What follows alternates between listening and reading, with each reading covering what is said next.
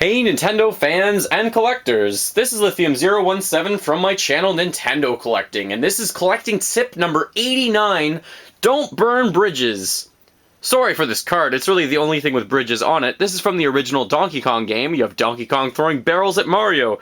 What do I mean by don't burn bridges? If you haven't heard the expression before, it really just means every time you interact with someone and you see them, whether it's in conversation online or in person, try and be nice, be courteous, and leave the conversation or your experience with that person in a positive way. You never know when you might run back into that person in your life, and you want to make sure you have a friendly relationship with them, something that you can work with, and not something that will just cause fights or arguments.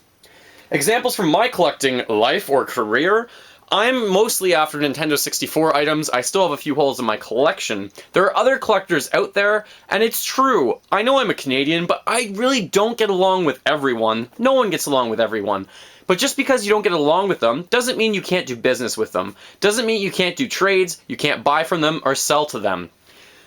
In this case, this is a Midnight Blue Japanese controller. I was in need of this one still, and another collector just kind of messaged me and said, you know, I have this one. I know it's expensive, but it's in really good condition, and I bought it.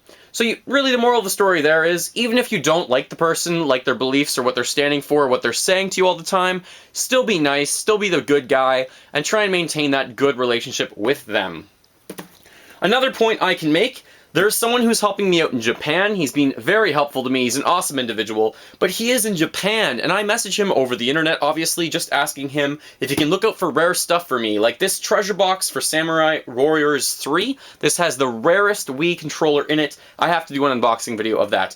Anyways, even though he is half the way around the world from me, I still am in contact with him so easily because of the internet. So the thing to learn from that is that once it's online, it's there forever, and the internet really closes all distance because of globalization. So make sure you're staying on good terms with everyone, because even if they're across the world, you can still have contact with them. Someone from my past, actually 5 years ago, he owns Kitchener-Waterloo Games, and I went there and did a tour about that place. I hadn't really talked to him in years, 4 or 5 years probably, and he messaged me back and we both saw that we were online. We didn't really leave on bad terms, but really what I'm just trying to say is, even if you don't think you'll see a person ever again in your life, you never know when you will see them in your future, and hey, they might even own a retro game store where you can buy something awesome like this Pokemon Stadium big box game with the transfer pack. I was still missing the box for this. Don't know how I was.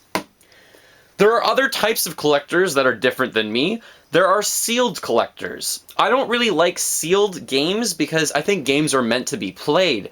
Do I get into an argument when people say that they only collect sealed games? No, definitely not. Sometimes I don't always state my opinion just to make sure I'm not burning that bridge. If someone else collects games that makes them happy, who am I to judge and who am I to say that that's foolish or silly? In my opinion, why does it really matter? So make sure you're sometimes biting your lip and you're just being positive and trying not to burn any of those bridges. The last thing that I will speak to is whether you're buying games online, on Kijiji, or at garage sales, or making a trade in person. In any instance, that person could go on to become your boss one day, a colleague, someone you see when you're out at the grocery store, someone you see at the doctor's office. It doesn't matter. The world really isn't that big of a place. It does seem huge sometimes, but it is remarkable how many times you run into someone from your past. Make sure you're just trying to always end those conversations on positive terms, on a good note. You never know when they can come back to hurt you or to actually help you find something or get something in your collecting life that will fill a hole in your collection and really make you happy. Thank you very much for watching collecting tip number 89. Make sure you fill that like bucket and follow me on Facebook or on Twitter. Remember, as always, game on.